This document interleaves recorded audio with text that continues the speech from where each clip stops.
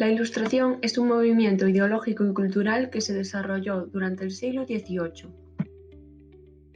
Se desarrolló en Europa con Francia como principal foco de irradiación. Los valores de la sociedad contemporánea son herencia del siglo de las luces.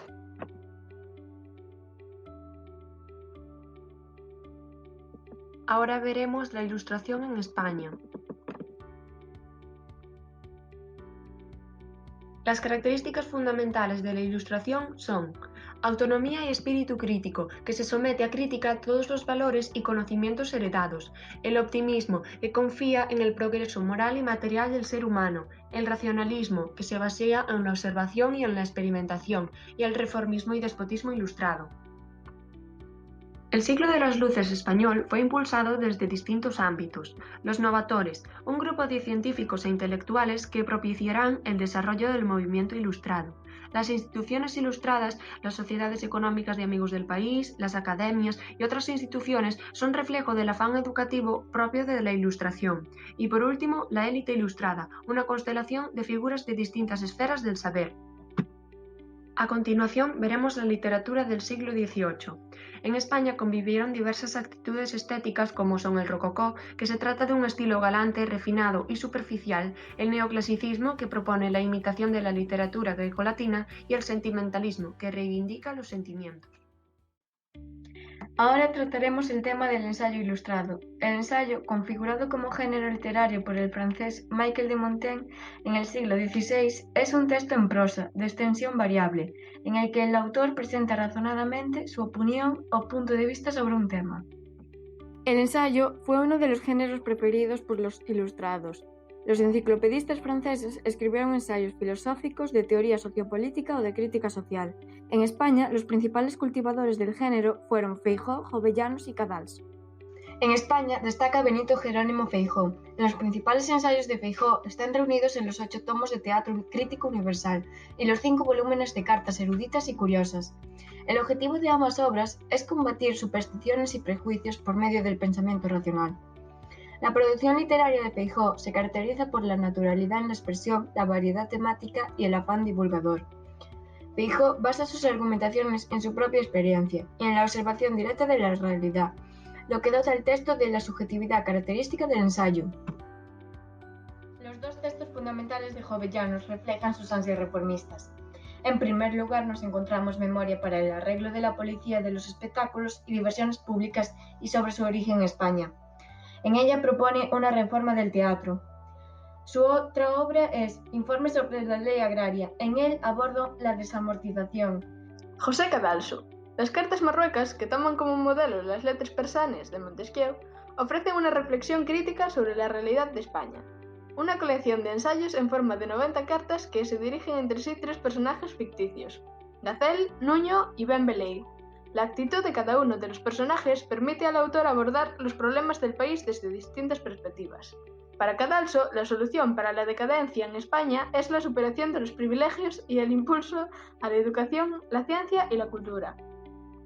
Noches lúgubres se inspira en la obra Noches, del poeta inglés Edward Young, que inaugura el llamado género sepulcral. La obra está estructurada en 3 partes o noches y se presenta bajo la forma de un diálogo teatral.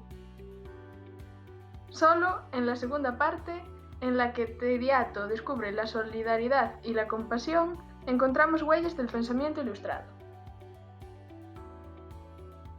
Los autores ilustrados renegaron el teatro barroco y promovieron una nueva fórmula teatral, la comedia neoclásica. Ahora hablaremos sobre las características de la comedia neoclásica. Las obras están escritas por lo general en prosa y respetan la regla de las 3 unidades, lugar, tiempo y acción. Presentan conflictos contemporáneos y verosímiles que se desarrollan en una ambientación urbana o burguesa y por último pretende criticar las costumbres de la sociedad de su tiempo. El nuevo teatro exige un nuevo espacio de presentación, pasando así al teatro cerrado de estilo italiano. También cobra mayor presencia la burguesía entre el público.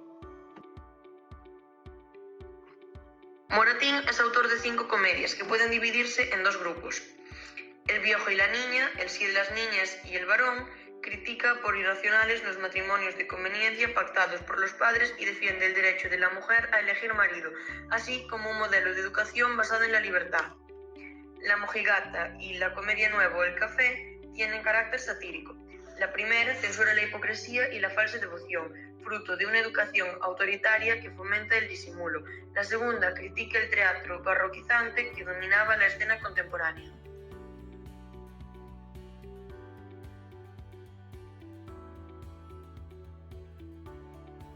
El didactismo y la exaltación de la razón propios de la Ilustración producen un retroceso en el cultivo de la lírica frente a otros géneros, como el ensayo, surgiendo dos estilos en apariencia opuestos, pero que convivirán con frecuencia en un mismo autor, la poesía rococó y la poesía cívica, además de la filosófica.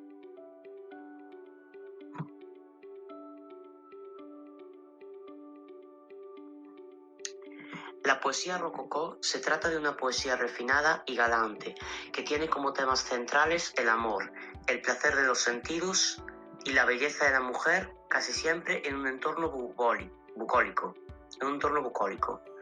El máximo representante en España es Juan Meléndez Valdés. La poesía cívica y filosófica se escribe con poemas de mayor hondura ideológica y de intención crítica o didáctico-moral. Los autores más destacados son Gaspar Melchor, de Jovellanos, con su obra Sátiras a Ernesto, y Juan Meléndez Valdés, con su obra El filósofo en el campo.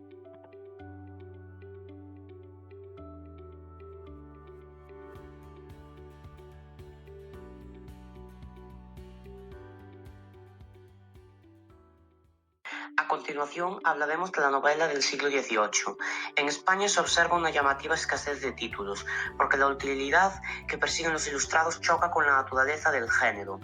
No existe un público burgués clave para la eclosión de la novela.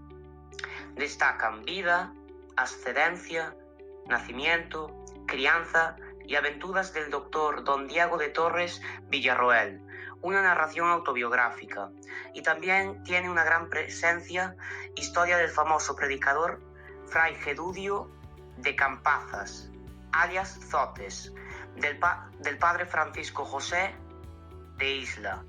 Es una novela satírica.